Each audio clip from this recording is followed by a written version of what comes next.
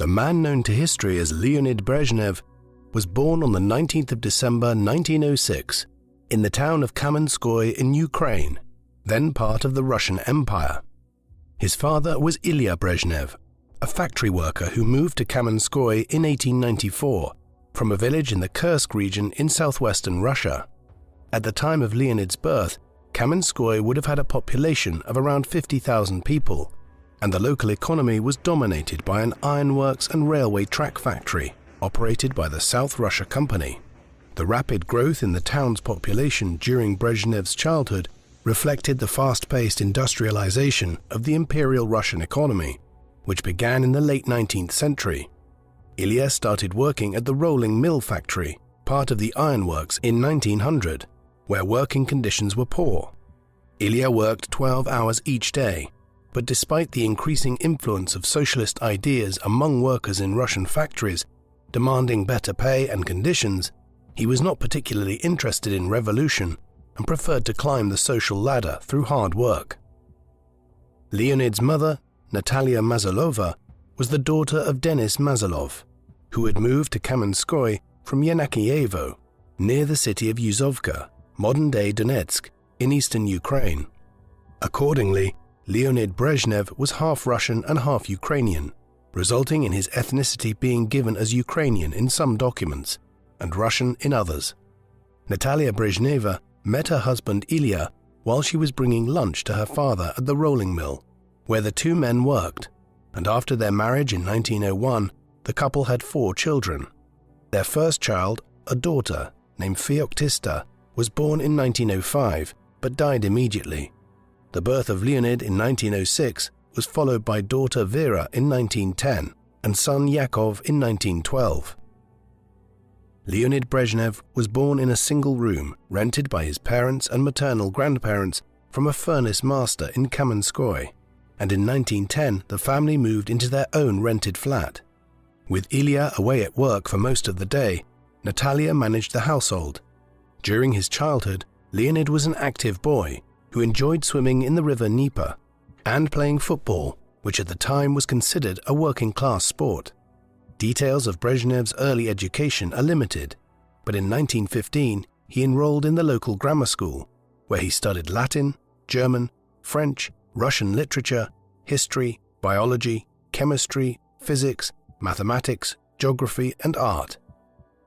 Leonid's parents hoped that he would become an engineer and a respected member of the middle class, but the Russian Revolution of 1917 disrupted the comfortable existence the Brezhnevs had aspired to.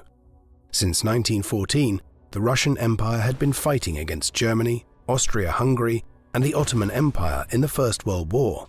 After some early setbacks, by 1916 the Russian army was performing more effectively on the field, but the imperial government struggled to deal with the economic crisis that was engulfing the country as prices of food and fuel skyrocketed in the cities.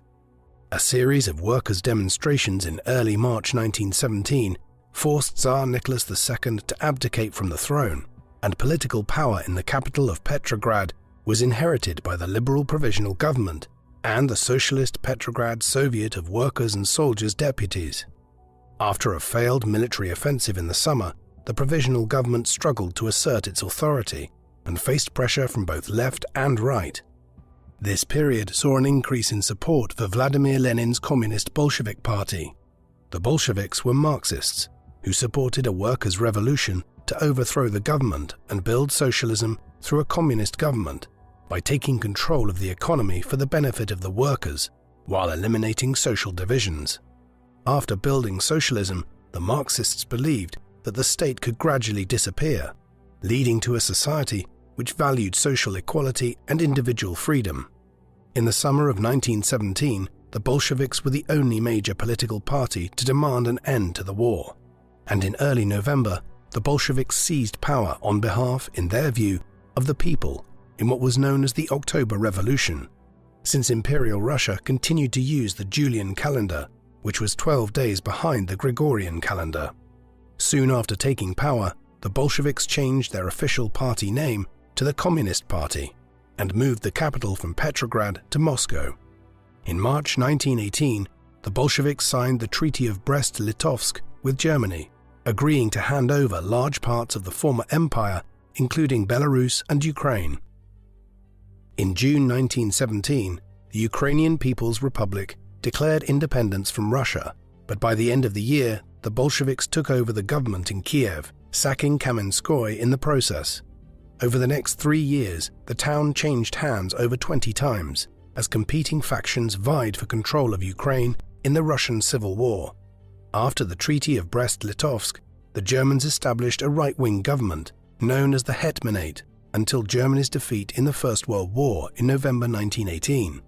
In 1919, Kamenskoye was occupied in turn by the Cuban Cossacks, General Anton Denikin of the anti-Bolshevik White Army and the Ukrainian anarchist Nestor Makhno's Green Army, before the Bolshevik Red Army finally established control.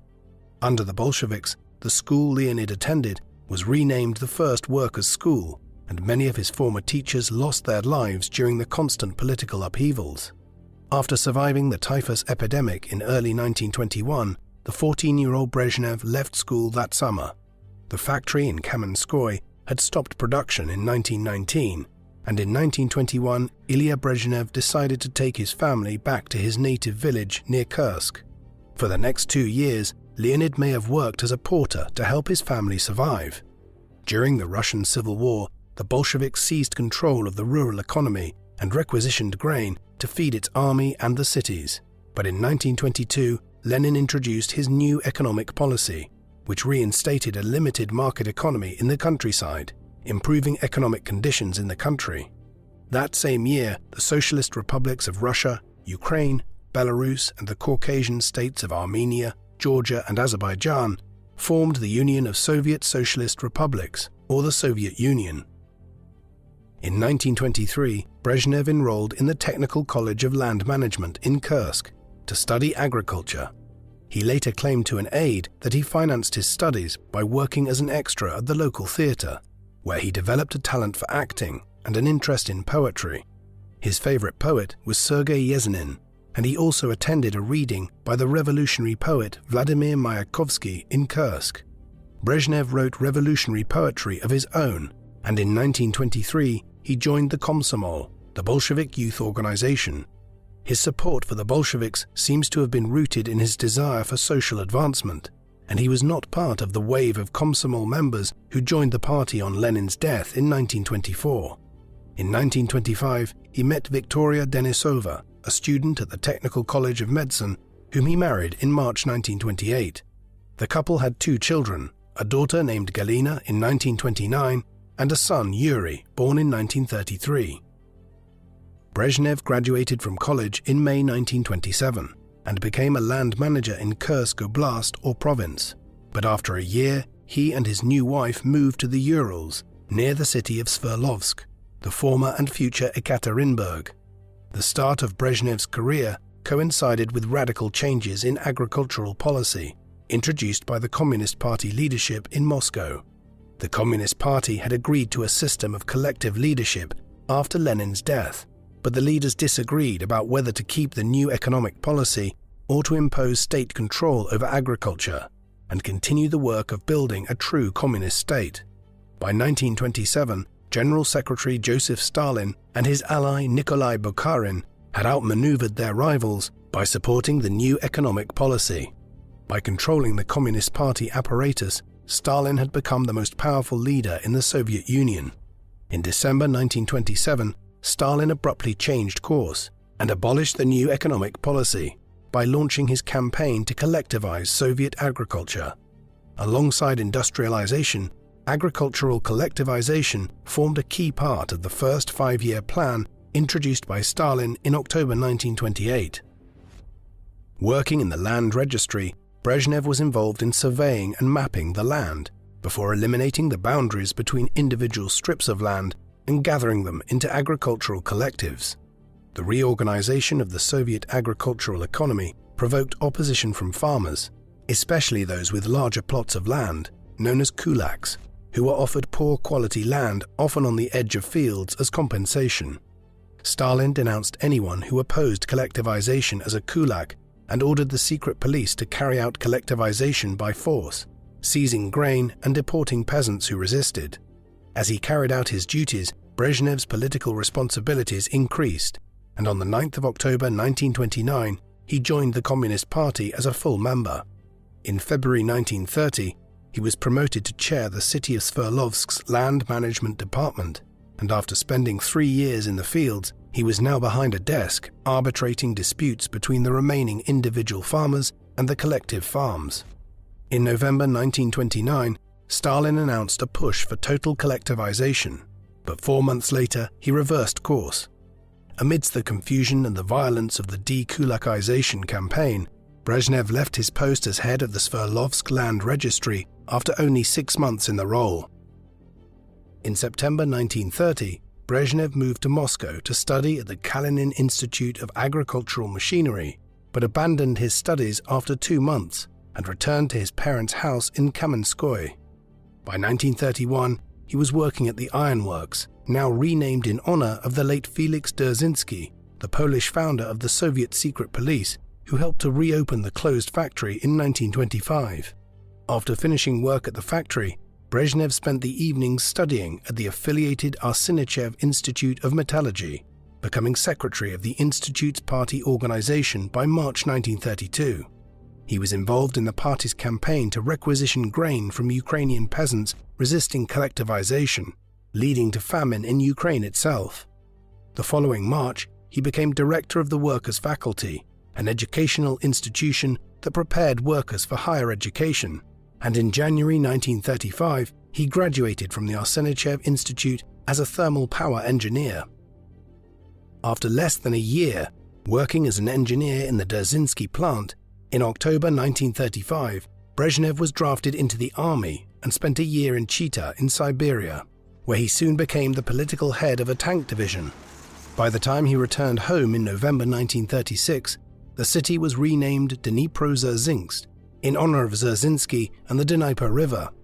In Moscow, Stalin was beginning his Great Purge, led by the secret police, now known as the NKVD, eliminating his former leadership rivals from the 1920s, whom he accused of being traitors to the communist cause. As Stalin warned against internal enemies within the party, Brezhnev was appointed director of the Dnipro-Dzerzhinsk Technical College of Metallurgy. Though Brezhnev expected to continue his career in industry and wasn't an enthusiastic communist, the purges offered young party officials the opportunity to quickly rise through the ranks, while subjecting them to the risk of being purged themselves.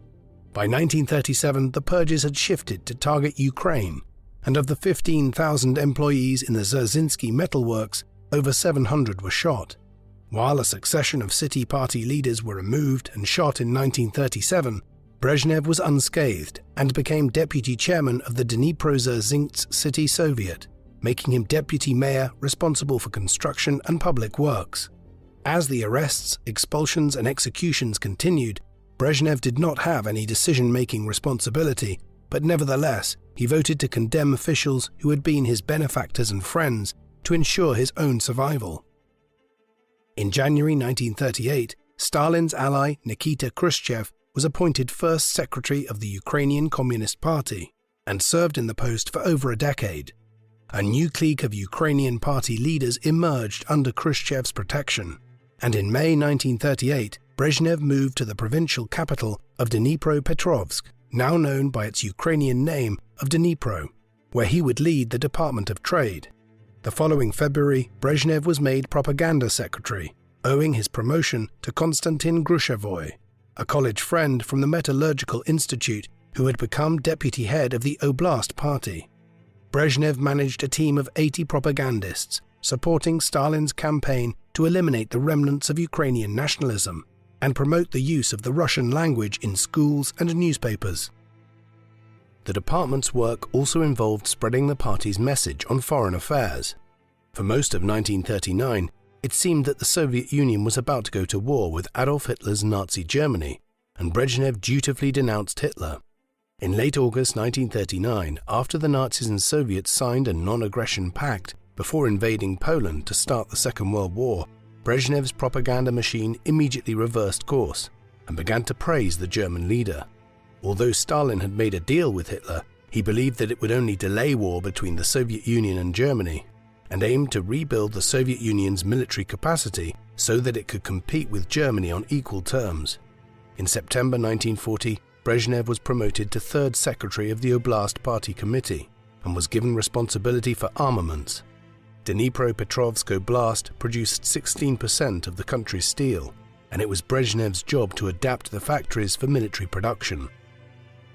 On the 22nd of June 1941, Hitler launched his invasion of the Soviet Union earlier than Stalin had anticipated, beginning a phase in the Second World War which the Soviets called the Great Patriotic War. Immediately after the invasion, Brezhnev and the provincial party leadership attempted to mobilize reinforcements from the army and continue military production in the factories. But a couple of weeks later, as the German military juggernaut moved eastwards and overcame Soviet defenses, an order came through to dismantle and evacuate the factories. Brezhnev joined the army on the 14th of July and was ordered to lead the evacuation of Dnipropetrovsk. When the Germans captured the city on the 25th of August, Brezhnev remained with the military and political leadership and was among the last to leave. Brezhnev worked as a political commissar at the Southern Front, a task which involved informing soldiers of the ideological meaning of the war and inspiring morale at the front line. The role did not involve any military combat, and Brezhnev spent much of his time organizing supplies for the men behind the front lines.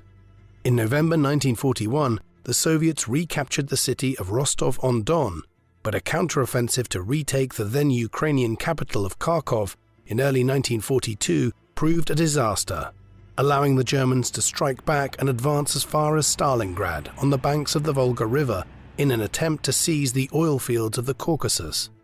In August 1942, Brezhnev became deputy head of the political administration of the Transcaucasian Front, but the following April he was demoted to head of the 18th Army's political department with the military rank of colonel. In early 1943, while the Soviet armies bogged down the German offensive at Stalingrad, Brezhnev accompanied the 18th Army as it advanced on the Black Sea port of Novorossiysk, where in September he was wounded when his landing craft hit a mine. As the victorious Soviet armies advanced westward, the 18th Army was reassigned to the 1st Ukrainian Front, which retook Kyiv in November. In August 1944, the 18th was transferred to the 4th Ukrainian Front, beyond the Carpathian Mountains in western Ukraine, fighting on land that had belonged to Czechoslovakia before the war. After being promoted to Major General, Brezhnev's job was to present the Soviet Army as liberators and establish Communist Party institutions in the region to prepare it for annexation by the Soviet Union. In early 1945, Brezhnev joined the 18th Army as it liberated Czechoslovakia alongside the 1st Czechoslovak Army Corps, commanded by Ludvík Svoboda, taking the capital of Prague on the 8th of May 1945, the same day Germany surrendered to the Allied nations of Britain, France, the United States, and the Soviet Union. After the war, the Soviet Union incorporated the Baltic states of Estonia, Latvia, and Lithuania. Over the next few years, supported by the presence of Soviet armies of occupation, the Central European states of Poland, Czechoslovakia, and Hungary came under communist rule, while Germany was split between capitalist West Germany and communist East Germany. After the end of the war, Brezhnev was promoted to Chief of Political Administration of the 4th Ukrainian Front, before going to Moscow, where he participated in the Victory Parade on Red Square on the 24th of June 1945. As he marched across Red Square in his dress uniform, Colonel Leonid Brezhnev was 38 years old, a Communist Party bureaucrat with experience of agricultural and industrial policy, who had been a beneficiary of Stalin's purges and was making his way up the ranks of the Ukrainian Party before the Nazi invasion. During the Great Patriotic War, his fortunes reflected those of the Red Army, beginning with despair and defeat and ending in triumph, as he helped to extend the projection of Soviet power westwards into Central Europe. By the time Brezhnev returned to Ukraine in August, the 4th Ukrainian Front was renamed the Carpathian Military District, incorporating territories annexed from Czechoslovakia and Romania. There are few accounts of Brezhnev's activities in the year following the war, but he was responsible for fighting Ukrainian nationalist insurgents and imposing the Soviet system of political and economic control on the formerly non-Soviet lands. Brezhnev's work during the war caught the attention of Nikita Khrushchev, who secured his transfer from the army back to the Ukrainian Communist Party, where he soon developed a reputation as an effective administrator, implementing Stalin's policies. In September 1946, he was appointed to lead the party organization in the city of Zaporizhia in southeast Ukraine, where he began the process of rebuilding the steelworks and the hydroelectric dam after the destruction during the war. Brezhnev was assisted by Second Secretary Andrei Kirilenko, who had served in the political department of the 18th Army, and by the beginning of March they managed to get one of the turbines of the hydroelectric plant running. The devastation of the war led to another famine in Ukraine, which Stalin once again blamed on enemies of the state. Brezhnev attempted to rein in the agitation and concentrated on finding practical solutions to the problems. In March, Khrushchev was removed as leader of the Ukrainian party, and the demotion of his patron threatened Brezhnev's own survival. Brezhnev focused on fulfilling Stalin's ambitious reconstruction objectives, and after the steel plant returned to operation in October 1947, he was awarded the Order of Lenin by Stalin in December, and before the year was out, Khrushchev had been reappointed First Secretary in Ukraine. In November 1947, Brezhnev was transferred to take over the party leadership at Dnipropetrovsk in order to manage the reconstruction work on the damaged city and encourage agricultural production.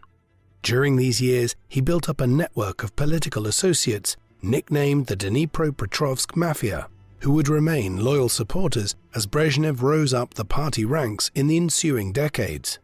Members of this group included Nikolai Tikhonov, the chief engineer of the Lenin metallurgical plant, Vladimir Semichastny, who led the Komsomol in Kiev, and Vladimir Sherbitsky, the party's deputy leader in his home city of Dnipro-Dzержinsk, who had become one of his closest friends.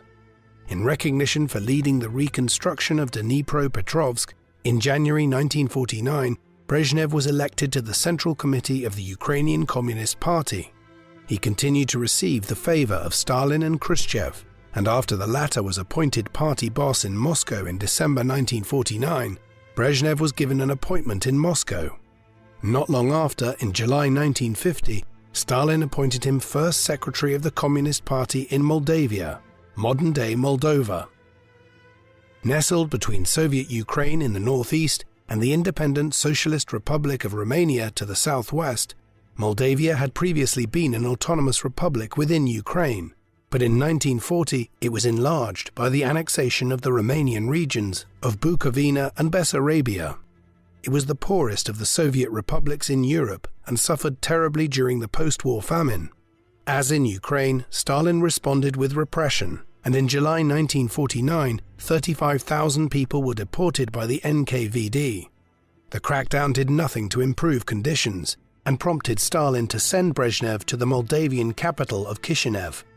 Stalin regarded Brezhnev as a reliable and effective party operative who would implement orders from Moscow without complaint, but Brezhnev exercised control of his party colleagues through collective decision-making rather than intimidation, and was prepared to give subordinates second chances rather than dismissing them straight away. This approach increased party discipline and motivated his colleagues to take action to meet the ambitious agricultural quotas demanded by Moscow. In order to encourage peasants to join collective farms, he promoted ideological education through propaganda, rather than threats or punishments, and by March 1951, he claimed that agricultural collectivization in Moldavia was complete. During his stint in Moldavia, Brezhnev also built a thermal power station and began work on a hydroelectric dam on the Dniester River. Brezhnev's closest associates in Moldavia were Nikolai Shelikov, whom he brought from Dnipropetrovsk to serve as his deputy, and Konstantin Chernenko, the propaganda chief of the Moldavian party who would go on to serve as Brezhnev's right-hand man at the summit of Soviet politics. Faced with ambitious demands from Moscow and criticized by his superiors if he did not achieve them, Brezhnev worked tirelessly and in May 1952 suffered a heart attack at the age of 45. After taking a 2-month break from work, he was attacked by delegates at the party plenum in August for failing to deal effectively with nationalists and other ideological opponents, and for his lenient treatment of party officials.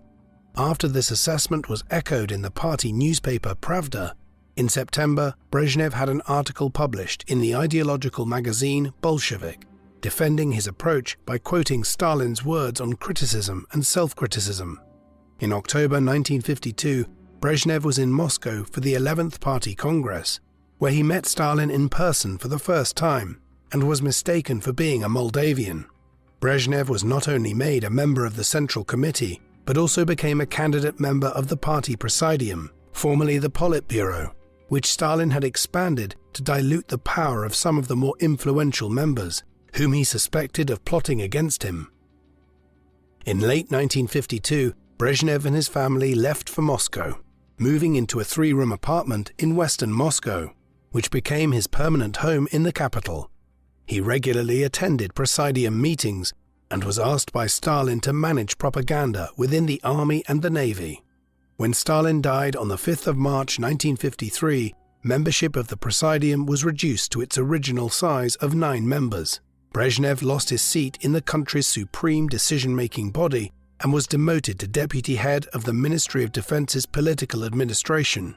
In the months after Stalin's death, Stalin's secret police chief, Lavrenti Beria, had assumed the leading role, but in late June, Khrushchev and Georgy Malenkov, the chairman of the Council of Ministers, organized a coup to arrest Beria. The operation was led by Marshal Georgy Zhukov, the commander-in-chief of the Soviet armies in the Great Patriotic War, and Brezhnev was among the armed men who subdued Beria. Despite his demotion from the Presidium, Brezhnev's relationship with Khrushchev meant that he continued to be close to the center of power, and in August 1953 he was promoted to the rank of lieutenant general in the Soviet army. After the ousting of Beria, the Presidium claimed to exercise collective leadership, but as with the years after Lenin's death, this masked a power struggle between Khrushchev, who was appointed first secretary of the Communist Party in September, and Malenkov, who as chairman of the Council of Ministers was state premier and head of government. While Malenkov favored the development of light industry, Khrushchev continued the push for heavy industry and advocated the allocation of more land for arable farming. Accordingly, Khrushchev launched the Virgin Lands Campaign to develop 13 million hectares of previously uncultivated land, much of which was located in Kazakhstan. When the incumbent native Kazakh party leaders were unwilling to implement the program, in January the Presidium sent a new leadership team to Kazakhstan, with Malenkov's supporter Pantelimon Ponomarenko serving as first secretary and Brezhnev as his deputy. After moving to the Kazakh capital of Almaty, Brezhnev faced many of the same challenges that had confronted him in Moldavia. He was working in a poor country which spoke a non-Slavic language and had to introduce Soviet ideology and Russian culture while carrying out his main task of developing an agricultural system which supplied grain, cotton and corn to other parts of the Soviet Union. The main difference was that while Moldavia was a narrow strip of land, Kazakhstan was the size of Western Europe and had a population of 7 million. Despite their competing loyalties, Ponomarenko and Brezhnev worked well together, with the former remaining in the capital and the latter traveling around the country promoting the Virgin Lands campaign. The two men restructured the party organization, but while Ponomarenko exercised authority by making threats to subordinates, Brezhnev maintained his collegial and constructive approach. For 1954 and 1955, Moscow determined that 6.3 million hectares had to be cultivated in Kazakhstan. The center decided how much grain was needed and hence how much land had to be cultivated, and it was up to Brezhnev in Kazakhstan to send out surveyors to identify suitable sites for farms. In 1954, 90 state farms were built in convenient locations, close to the railways and rivers, but the following year the farms expanded into the more remote steppes. When the yield on the farms were lower than expected, Brezhnev blamed the farm directors and party organizers for their treatment of farmers, denying them pay, providing poor living conditions, and failing to adequately supply the farms with drinking water. Despite these setbacks, Khrushchev continued to expand the Virgin Lands program, and in 1955 Brezhnev had to organize 250 new collective farms and accommodate 170,000 farm workers. The material aid provided by Moscow in terms of supplies and farm machinery was not enough. The newly arrived workers often had no farming experience, and seeds were often sown on unplowed fields. Ponomarenko and Brezhnev attempted to address the problem of low yields by establishing academic institutions to study new planting methods. But despite the unsuitable soil and the inexperienced farmers, Khrushchev insisted on planting corn for livestock feed, and Brezhnev dutifully defended the policy in Kazakhstan, only for drought in the summer of 1955 to threaten the entire 700,000 hectares planted. In the meantime, livestock farms in Kazakhstan struggled due to a shortage of feed, resulting in the deaths of hundreds of thousands of animals in winter. While the failure to keep animals alive put pressure on the leadership of the Kazakh party, Ponomarenko's dismissal as first secretary in May was the result of Khrushchev gaining the upper hand in his power struggle with Malenkov and securing his dismissal as premier in February. With Khrushchev firmly in charge, Brezhnev became first secretary of Kazakhstan in August 1955. In the absence of Ponomarenko, Brezhnev developed a close working relationship with Dinmukamed Kunyayev, who had been appointed chairman of the Council of Ministers in Kazakhstan in April. In February 1956, Brezhnev traveled to Moscow for the 20th Party Congress, where he returned to the Presidium as a candidate member. At a closed session on the 24th of February, Khrushchev delivered his so-called secret speech, denouncing Stalin for his repressive rule and his mismanagement of the Soviet economy. Although Brezhnev was not known to make long speeches in the Presidium, he supported Khrushchev on most issues.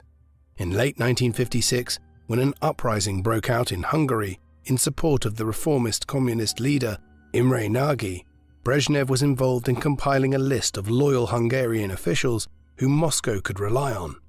When Soviet tanks suppressed the uprising in early November and János Kadar emerged as Nagy's successor, Brezhnev was one of 3 Presidium members to go to Budapest to deliver Moscow's blessing for the changing government.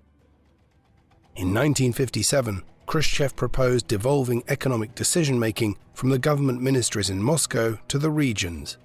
This encouraged an attempt to depose Khrushchev by his former rival Malenkov, supported by Stalin's associates Lazar Kaganovich, former Foreign Minister Vyacheslav Molotov, Marshal Klement Voroshilov, as well as Premier Nikolai Bulganin, who Khrushchev had appointed to succeed Malenkov 2 years earlier. At a Presidium meeting on the 18th of June, 7 full Politburo members called for Khrushchev's dismissal. As a candidate member, Brezhnev did not have voting rights, and when he spoke in defense of Khrushchev, he was shouted down by Kaganovich and collapsed unconscious. Though Khrushchev initially believed that Brezhnev faked the illness and wanted to save his own skin, Brezhnev sent Khrushchev a letter the following day assuring him of his support. As the denunciations continued in the Presidium the following day, Central Committee members stormed the meeting and demanded a special plenum, which was convened on the 22nd of June. During the plenum, Brezhnev attacked Kaganovich, Malenkov and Molotov and accused them of complicity in Stalin's terror. Khrushchev survived the coup and Brezhnev became a full member of the Presidium. Among Khrushchev's defenders in June was Marshal Zhukov, but when Khrushchev turned against him in October, Brezhnev joined in the attack, accusing Zhukov of creating a cult of personality. Brezhnev also rallied behind Khrushchev when he dismissed Bulganin as premier in 1958 and took the office himself, combining leadership in the party with the leadership of the government. Brezhnev's loyalty to Khrushchev continued to be rewarded, and in March 1958 he was given responsibility for heavy industry and armaments, including the space program. The space program was a key part of Khrushchev's desire to demonstrate the superiority of Soviet science and technology during the Cold War, as the Soviet Union and the United States found themselves locked in an ideological battle between capitalism and communism for global influence. While in Kazakhstan, Brezhnev had overseen the construction of the rocket launch site at the Baikonur Cosmodrome, and in his new role he also assumed responsibility for rocket construction. Brezhnev made a good impression during his first meeting with the nuclear physicist Andrei Sakharov, the father of the Soviet hydrogen bomb, and he frequently met with lead rocket engineer Sergei Korolev. While the Soviet space program had its fair share of tragedies during these early days, Brezhnev took credit for the launch of satellites and basked in the glow of Yuri Gagarin's spaceflight on the 12th of April 1961. On the 7th of May 1960, Brezhnev was elected chairman of the Presidium of the Supreme Soviet, the Soviet Union's rubber-stamp legislature. The position made Brezhnev head of state and had previously been regarded as an honorary role for an elder statesman. But unlike his predecessor, Marshal Voroshilov, Brezhnev's prestige was enhanced by being able to represent the Soviet Union abroad, supporting Khrushchev's efforts to seek a peaceful accommodation with the capitalist West, a process known as détente. While Brezhnev had plenty of experience with agriculture, industry and defense, this was the first time he was seriously involved in foreign policy. He supported Khrushchev's vision of promoting the superiority of the Soviet system, making 15 foreign trips between 1961 and 1964. Khrushchev took a greater interest in Africa, offering to work alongside nationalist anti-colonial movements while also reminding the African nations that Russia never had any African colonies. During his first foreign trip in early 1961, Brezhnev visited Morocco, Guinea and Ghana, where he signed trade agreements and called for the withdrawal of French troops from Algeria and the Belgians from Congo. He continued to spread the anti-colonial message in India and Afghanistan, and on a visit to Iran in 1963, he welcomed increased economic cooperation, even as he recognized that the Shah was dependent on the United States. Brezhnev did not neglect fellow communist states in Europe, establishing a close relationship with Marshal Tito in Yugoslavia, and appealing to locals by recalling his wartime experiences during a visit to Czechoslovakia. Brezhnev continued to work closely with Khrushchev on the space program, and also with him on his efforts to de-Stalinize the Soviet Union. To achieve the latter goal, Brezhnev assisted Khrushchev in his project to rewrite Stalin's 1936 constitution by devolving greater power to the people and introducing term limits for party officials. Within the space of 20 years after the end of the Second World War, Brezhnev had helped to rebuild Ukrainian industry, strengthened Soviet rule in Moldavia, initiated the Virgin Lands program in Ukraine, and contributed to the Soviet Union gaining an early lead over the United States in the space race. By 1964, he was Khrushchev's right-hand man and enjoyed a similar degree of international recognition as the first secretary. However, by 1964, Brezhnev was losing patience with Khrushchev's tendency to transfer party leaders to new posts without prior consultation, undermining his own patronage networks in Ukraine, Moldavia, and Kazakhstan. While Khrushchev was developing his own personality cult, Brezhnev and his Presidium colleagues were feeling increasingly insecure and were regularly subjected to insults from the first secretary. In July 1964, Khrushchev appointed Anastas Mikoyan to replace Brezhnev, who was demoted to Joint Central Committee Secretary, alongside Nikolai Podgorny. Throughout the year, Brezhnev was recruiting plotters to oust Khrushchev, including Ukrainian party boss Pavlo Shelest and secret police chief Vladimir Semichastny. The stakes increased when Khrushchev told the Presidium in September that he would disband it after returning from his holiday with Mikoyan at Pitsunda in Georgia. After securing the support of Defense Minister Marshal Rodion Malinovsky, on the 12th of October, Brezhnev summoned Khrushchev to Moscow for an urgent meeting. After Khrushchev and Mikoyan returned to Moscow on the 13th of October, Brezhnev summoned a meeting of the Presidium, where over 2 days all the members of the body joined in the denunciations of Khrushchev's cult of personality, his failed economic policies, and his party reorganization, which involved splitting the party into separate branches, with responsibility for agriculture and industry respectively. Even Mikoyan admitted that Khrushchev had made mistakes, though he suggested a face-saving arrangement for the first secretary. When he was finally given a chance to respond, Khrushchev conceded defeat, and a plenum of the Central Committee that evening endorsed Khrushchev's dismissal.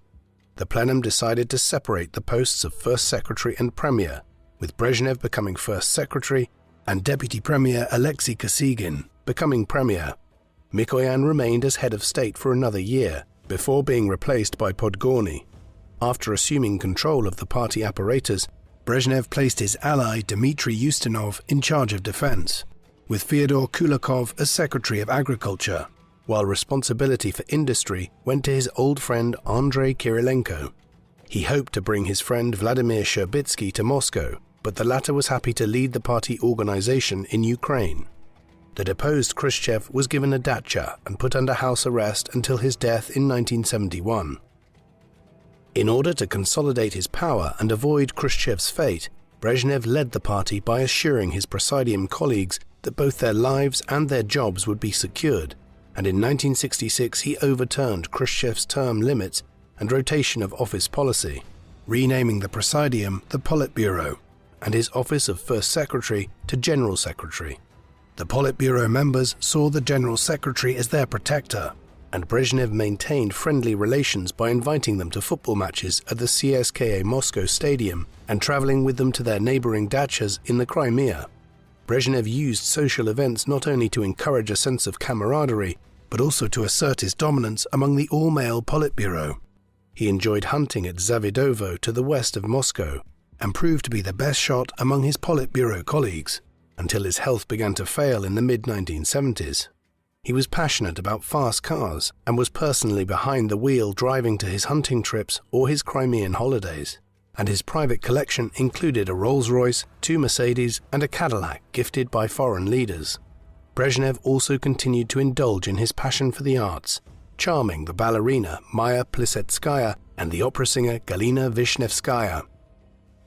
In Politburo meetings, Brezhnev rarely spoke first and allowed his fellow leaders to give their views before making the closing speech himself. Brezhnev instituted the practice of collective speechwriting to give his comrades the sense that they were involved in the decision-making process. He had been an effective propagandist and preferred to speak simply and directly to the people, rather than litter his speeches with Lenin quotes on the grounds that no one would believe he had read Lenin's works anyway. While Brezhnev's emphasis on collective leadership threatened to elevate potential rivals, he kept them in check by appointing his protégés from Dnipropetrovsk to keep an eye on them. In December 1965, Brezhnev and Podgorny secured the dismissal of the ambitious Alexander Shelepin, who, as deputy premier and chairman of the party and state control committee, had hopes of leading the party himself. Despite his dismissal, Shelepin continued to exercise his influence via his friend Vladimir Shemichastny, but in 1966, Brezhnev managed to appoint his protégé, Nikolai Shelikov, as Minister of the Interior to counter Shemichastny's KGB. In 1967, while Shelepin was in hospital, Brezhnev summoned the Politburo and proposed replacing Shemichastny with Yuri Andropov as the head of the secret police. When Shemichastny protested, Brezhnev assured him that he was not being punished, and his new role as deputy premier of Ukraine was not a demotion. Brezhnev's desire to bring stability and security to party leaders and members was also reflected in his mission to improve the livelihoods of the Soviet people. In 1964, he formulated his plans to create the material and technological foundations of communism and to increase our people's standard of living. Having already helped Khrushchev institute a minimum wage for workers of 40 rubles a month, in the 5-year plan introduced in 1966, Brezhnev proposed increasing this to 60 rubles a month, while reducing prices and taxes. In September 1967, the 50th anniversary year of the October Revolution, Brezhnev introduced a package of social reforms which included the increase in the minimum wage, an increase in holiday entitlement from 12 to 15 days, a uniform retirement age of 60 for men and 55 for women, and a 5-day working week. Within 10 years, average real wages had increased by 25%, and much of the Soviet population lived more comfortable lives than they did under Stalin or Khrushchev. In addition to improving lives in the cities, Brezhnev was also determined to improve conditions in the countryside. Artificially low prices for food in the cities meant that the farms did not receive enough money to pay collective farmers a sufficient wage, and Brezhnev decided that the central government should pay the farms enough to cover their production costs and pay their workers a decent wage. Recognizing that Soviet farms were far less productive than those in Western Europe or the United States, Brezhnev's priorities were to develop irrigation, increase the adoption of agricultural technology, and encourage the production and use of fertilizers. Droughts in 1971 and 1972 worsened the situation in the countryside. forcing the Soviet Union to import 25.4 million tons of grain from abroad. A bumper harvest in 1973 created a new problem, as there were not enough trucks to transport all the crops before they spoiled.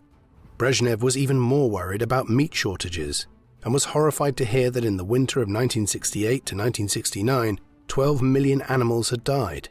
In a blow to his efforts to demonstrate the superiority of the Soviet system, Brezhnev was forced to import animal feed from the United States, buying $750 million worth in 1972 alone.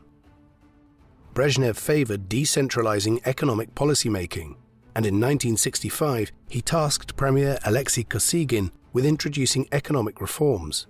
These reforms weakened Gosplan, the state planning directorate, and made company directors responsible for setting targets, while reintroducing central ministries to coordinate economic policy. As part of the general policy to improve the standard of living, Brezhnev championed the production of consumer industrial products, including household appliances and furniture. This was accompanied by a housing construction campaign to move families from communal apartments to new housing with their own kitchens and bathrooms. By 1980, Brezhnev claimed that 80% of the urban population lived in their own homes, thus further parting with decades of Soviet policy. In a further attempt to inspire Soviet individualism, Brezhnev encouraged the production of cars, and in August 1966, the Soviet Union entered an agreement with Italian manufacturer Fiat to build 600,000 cars a year in the city of Togliatti on the Volga, renamed after the leader of the Italian Communist Party. In spite of the focus on consumer products, while workers' wages increased, Soviet production was unable to keep up with the demand, leading to shortages in shops. For all of Brezhnev's promises of economic prosperity, while economic growth stood at 5% in the 1960s, by the 1970s it had fallen below 3%, later labeled as the era of stagnation. Unwilling to restrict wage growth to cut demand and restore the economic balance, Brezhnev attempted to fill the gap with imports from abroad. The Soviet leadership naturally preferred to buy from fellow socialist countries, but were eventually forced to buy from the capitalist West. While Brezhnev and Kosygin worked together on the economy, as head of the party and head of the government, they were faced by growing political rivals. By delegating responsibility for economic affairs to Kosygin, Brezhnev gave himself the opportunity to criticize the premier when the economy was not performing as well as expected. In a speech to the Central Committee plenum in December 1969, Brezhnev attacked Kosygin for failures to meet the targets of the 5-year plan. He referred to inefficiencies in economic management, giving the example of 4 cranes imported from East Germany being transported to the Far East port of Vladivostok rather than going directly to the Black Sea. Brezhnev was so convinced of the superiority of the Soviet economic system that he blamed Kosygin and his ministers for sabotaging the economy, attacking the implementation of the reforms rather than the reforms themselves. Acknowledging a shortage of labor in the country, Brezhnev pushed for greater efficiency and improved economic management to increase productivity. While rejecting Stalin's methods of control, Brezhnev also believed that the economic productivity challenges were down to party officials not working hard enough to achieve their targets, as Brezhnev had done earlier in his career in Ukraine, Moldavia, and Kazakhstan. While he severely reprimanded Kosygin and other individuals he considered responsible for the country's poor economic performance, in accordance with his leadership style, he preferred encouragement to threats.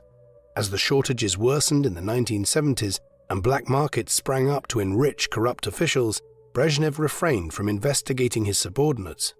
As his power struggle with Kosygin continued through the 1970s, Brezhnev strengthened his authority in 1971 by expanding Politburo membership from 11 to 15, allowing him to appoint 4 allies to the supreme decision-making body.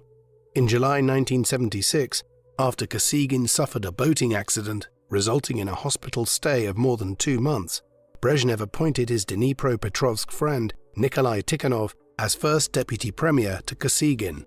The premier's health continued to fail, and in October 1980, 2 months before his death, he submitted his resignation and was replaced by Tikhonov. In the meantime, Brezhnev also worked to push aside Podgorny.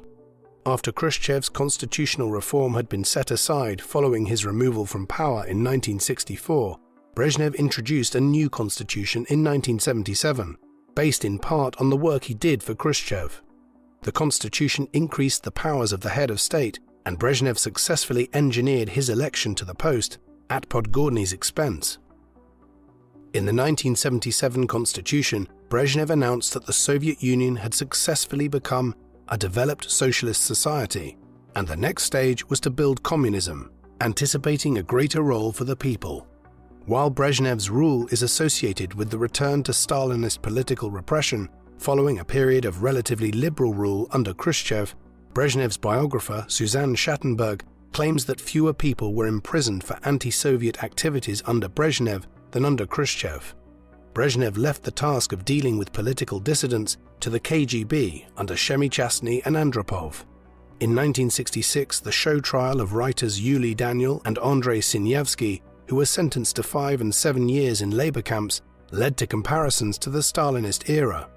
In an effort to maintain Soviet prestige abroad, Brezhnev and Andropov preferred to move against dissidents quietly, such as by negotiating dissident writer Alexander Solzhenitsyn's exile to West Germany in 1974. Brezhnev could not understand why writers and academics opposed the Soviet system, and when Andrei Sakharov began to complain about human rights, Brezhnev initially sought to negotiate with him to understand his grievances, and it was only when Sakharov openly sided with the West in 1973 that Brezhnev considered him a political opponent and a traitor to the Soviet cause.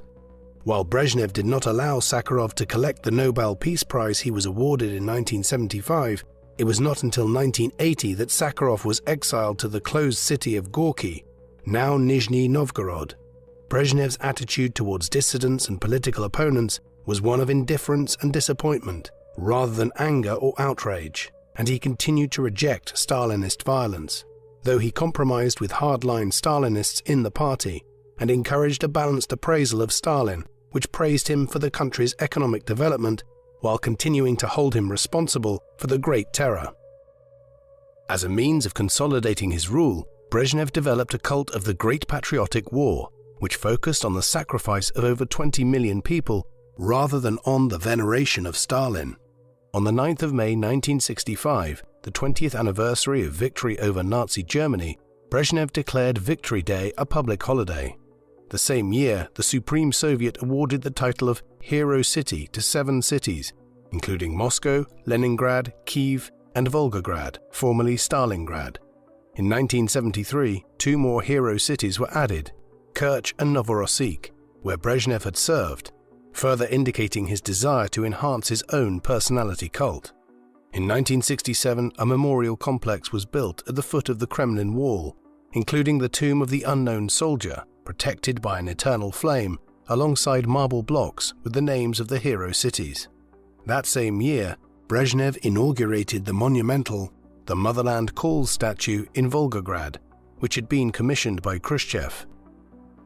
As General Secretary of the Communist Party, Brezhnev had no formal role in foreign policy, which was the responsibility of Podgorny, Kosygin, and Foreign Minister Andrei Gromyko.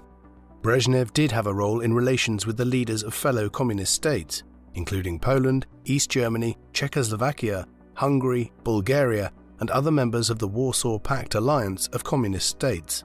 In December 1967, when invited to intervene in the leadership crisis facing the Czechoslovak Communist Party, Brezhnev supported the young and dynamic Alexander Dubček over the unpopular incumbent Antonin Novotny. When Dubček introduced reforms to liberalize the party's economic and political control in the Prague Spring, the more hardline members of the Warsaw Pact were afraid that they would be facing similar demands for reform. Brezhnev initially allowed Dubček a free hand, but by the beginning of May, the General Secretary began to lose faith in Dubček's ability to hold the party together. The Politburo was afraid that Dubček was seeking to abolish communism altogether, and after failed negotiations at the end of July, the tanks of the Warsaw Pact rolled into Prague on the 21st of August. Dubček and several other reformers were taken to Moscow, where Brezhnev forced them to sign a document reversing the reforms. The Czechoslovak leader returned to Prague on the 27th of August, but was removed from power the following April. The intervention in Prague was followed by a statement from Brezhnev that the Soviet Union was prepared to defend socialist rule in the Eastern Bloc, known in the West as the Brezhnev Doctrine. Like his predecessor Khrushchev, who was scarred by the experience of the Second World War, Brezhnev supported a policy of détente, seeking a peaceful relationship with the West. Brezhnev sought to establish direct channels of communication with Western leaders, both to go around the foreign ministry under the hardline Gromyko and to present himself as a pragmatic European statesman rather than a communist ideologue. In 1970, Brezhnev set up a channel with West German Chancellor Willy Brandt, winning his trust by informing him about internal rivalries in the Politburo. On the 12th of August 1970, Brezhnev invited Brandt to the Soviet capital to sign the Treaty of Moscow, which recognized the borders of the two Germanies. While Gromyko and Kosygin signed the document on behalf of the Soviet Union, Brezhnev was present for the ceremony. The occasion allowed Brezhnev and Brandt to meet for the first time, and the two men became close friends. And in 1971, Brandt would join Brezhnev on his holiday in the Crimea. Brezhnev closely followed Brandt's struggle to ratify the treaty, which passed by one vote in 1972. Brezhnev was also keen on seeking a closer diplomatic relationship with France, and in October 1970, French President Georges Pompidou visited the Soviet Union for talks, and the two leaders agreed to have an open dialogue.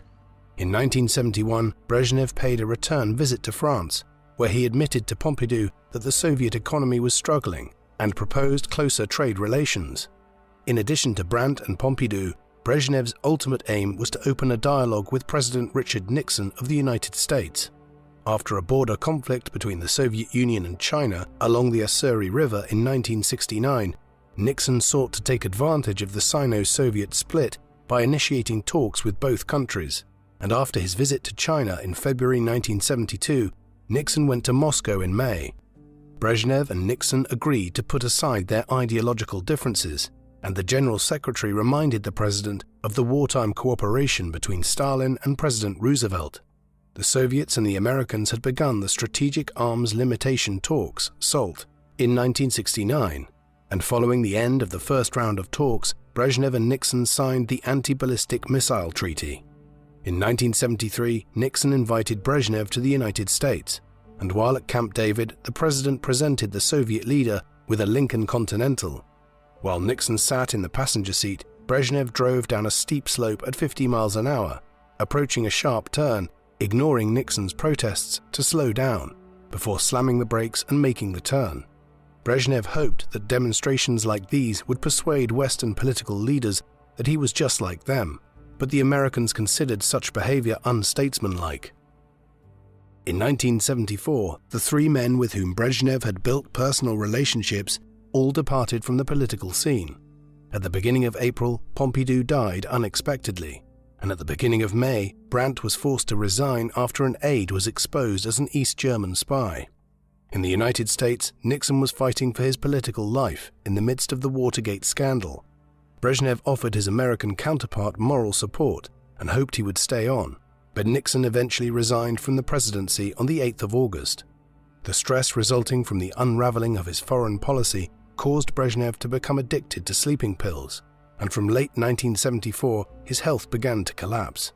As a result of his tendency to be late for meetings after falling asleep for several hours, Brezhnev's meetings with foreign leaders were now attended by Gromyko and Konstantin Chernenko, fatally undermining his personal diplomacy approach. Brezhnev nevertheless managed to bring together the leaders of 33 European states and the United States and Canada to agree the Helsinki Accords on the 1st of August 1975, whose provisions included the territorial integrity of European states, a commitment to refrain from military force, economic cooperation between signatories, an acknowledgement of human rights, and the creation of the Conference on Security and Cooperation in Europe to promote peace, mutual support, and respect. However, relations between the United States and the Soviet Union worsened after the election of Jimmy Carter as president. The idealistic Carter's insistence that the Soviets act on their Helsinki commitments and improve their record on human rights irritated Brezhnev, who had agreed with Carter's predecessors to set ideology aside. Despite their disagreements and Brezhnev's failing health, a further arms reduction treaty was signed by Carter and Brezhnev in Vienna in June 1979, but the agreement was not ratified by either side. In light of Brezhnev's illness, by the late 1970s, Soviet foreign policy was in the hands of KGB chief Andropov, Premier Kosygin, and Defense Minister Dmitry Ustinov. In April 1978, the Socialist People's Democratic Party of Afghanistan, under Nur Mohammad Taraki, seized power in a violent coup. Brezhnev and the Politburo had enjoyed cordial relationships with the previous Afghan government and refused calls for aid from Taraki when faced with the outbreak of internal rebellion in March 1979. In September, Foreign Minister Hafizullah Amin overthrew Taraki, and it was only after the former initiated contact with the United States that the Politburo authorized an invasion which began on the 25th of December. Brezhnev hoped that the intervention would be over in a few days, but the Soviets were unable to pacify the country and withdrew 9 years later. The Soviet invasion of Afghanistan fatally undermined Brezhnev's détente policy, and the West's boycott of the 1980 Moscow Olympics dealt a significant blow to Soviet prestige. In order to prevent another Afghan quagmire, when the Polish communist leadership in Warsaw requested Soviet intervention to crush Lech Walensa's Democratic Solidarity movement, the Politburo ruled out military force. Despite his ill health, Brezhnev played an active role in the Polish crisis in 1980 and 1981, as he urged Polish leaders Stanisław Kania and General Wojciech Jaruzelski not to offer further concessions to Solidarity. In December 1981, after securing a promise from Brezhnev to provide generous economic support, Jaruzelski declared martial law and banned Solidarity.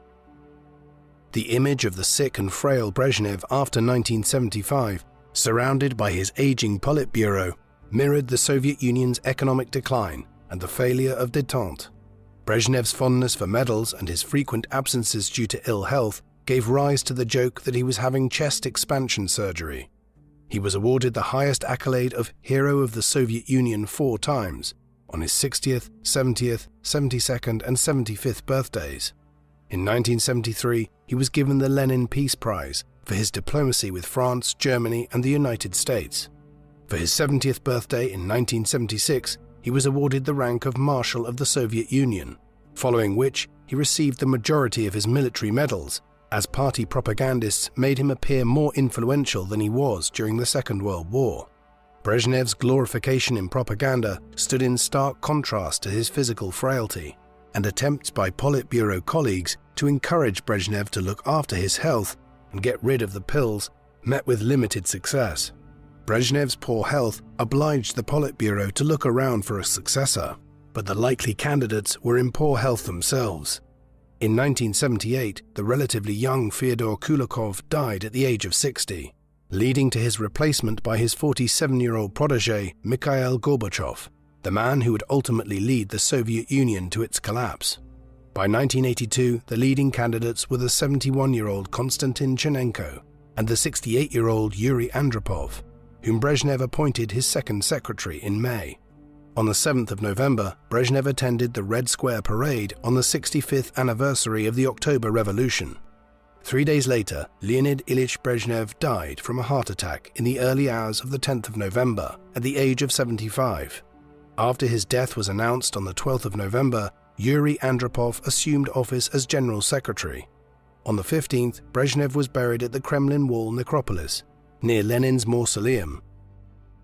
Leonid Brezhnev's 18-year rule as leader of the Soviet Union is usually associated with political and economic stagnation, presided over by a group of old, decrepit and senile men. Yet for most of his life, Brezhnev was a charismatic and dynamic figure who enjoyed football, drove fast cars and had a passion for acting. Like his predecessor and patron Khrushchev, Brezhnev was not a particularly enthusiastic communist and joined the party to advance his career. During the collectivization campaign and Stalin's purges in the 1920s and 1930s, he carried out his instructions from Moscow to ensure his own survival. As he rose through the party ranks, he rejected Stalin's violent methods and preferred to exercise leadership by encouragement and persuasion. Brezhnev's experience of the Second World War reflected that of the Soviet army, as it turned the tide of defeat to victory. joining the 18th Army as it reconquered Ukraine and liberated Czechoslovakia.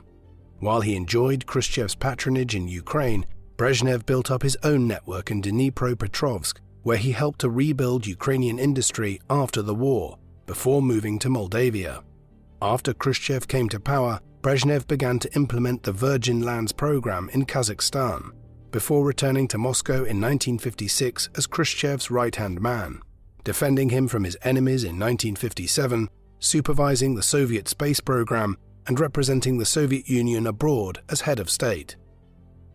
After overthrowing Khrushchev and assuming the party leadership in 1964, Brezhnev maintained his power by promising stability and continuity in the Politburo, gradually promoting his allies to keep an eye on potential rivals. He promised the Soviet people higher living standards, but while wages increased, the Soviet economy was unable to supply the necessary agricultural and consumer products required, forcing Brezhnev to turn to foreign imports. In both his economic management and his attitude towards political dissidents, Brezhnev struggled to understand why the Soviet system was not working, and continued to believe that it was a question of motivating his fellow comrades to do better. In the realm of foreign policy, during the early 1970s, Brezhnev was successful in building special channels to Western leaders, but political changes in the West and his own failing health undermined his personal diplomacy and reintroduced an atmosphere of mistrust. By the end of his life, relations with the West had deteriorated once again, following the Soviet invasion of Afghanistan, and the Soviet Union itself would only survive for another decade. What do you think of Leonid Brezhnev? Was he an unimaginative communist ideologue who presided over an era of economic stagnation and decline, or did he lead the country through a rare era of political stability, during which arrest and deportation was the exception rather than the rule? Please let us know in the comment section. And in the meantime, thank you very much for watching.